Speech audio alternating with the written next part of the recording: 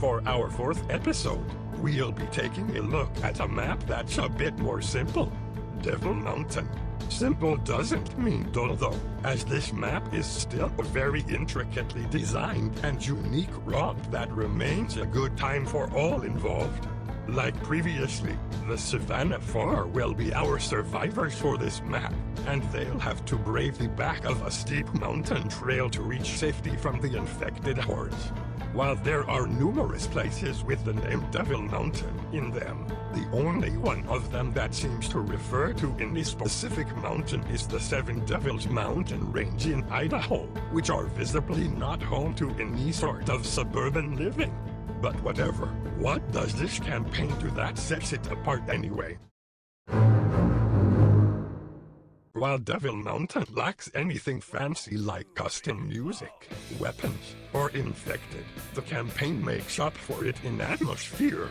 Suburbia is a locale that is surprisingly scarcely found in Left 4 Dead, not even in custom maps.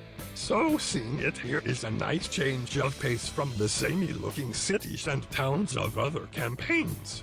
But the real highlight here are the segments of scaling the mountain itself. The narrow walking trails make for good intense gameplay, where if you stray too far from your team you can be easily picked off by a hunter, a jockey, or a charger and sent right off the mountain.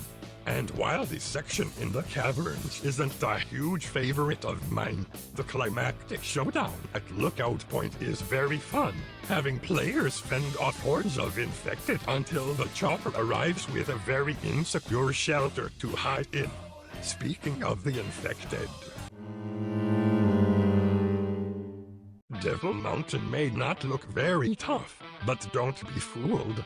This map is a non-stop roller coaster of horde slaying that only lets up for a minute before dragging you kicking and screaming down an even steeper grade. Or in this case, up. The campaign throws horde events at you the second you step out of the first safe area, and never lets you get a chance to breathe any easier. You never feel safe.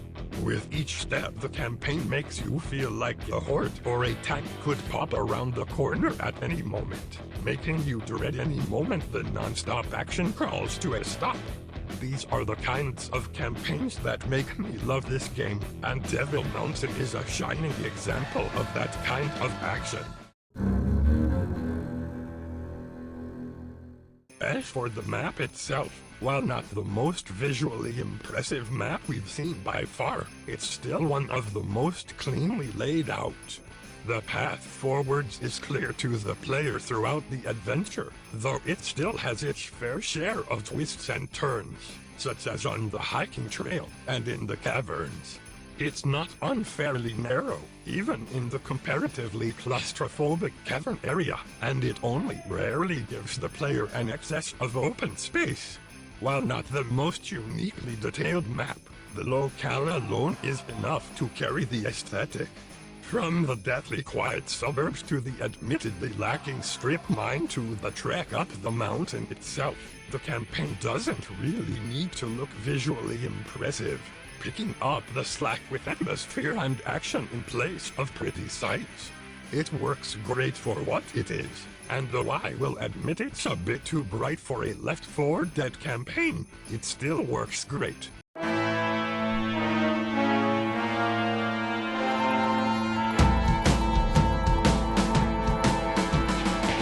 Devil Mountain may not be the most unique looking map around, but the challenge it provides is as fun as can be for any Left 4 Dead player.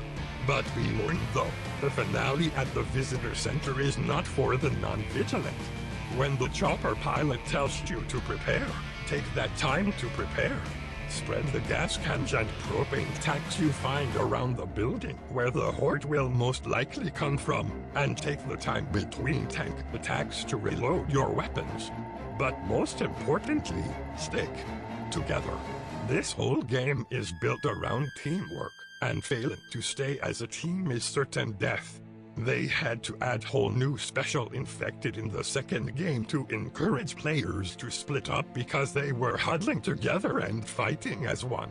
That's how important it is to work as a group. with an 8 for identity, an 8 for challenge, and a 7 for layout. I give this campaign a 23/30ths. Until next time, I'm the good Mudkip, and stay legendary.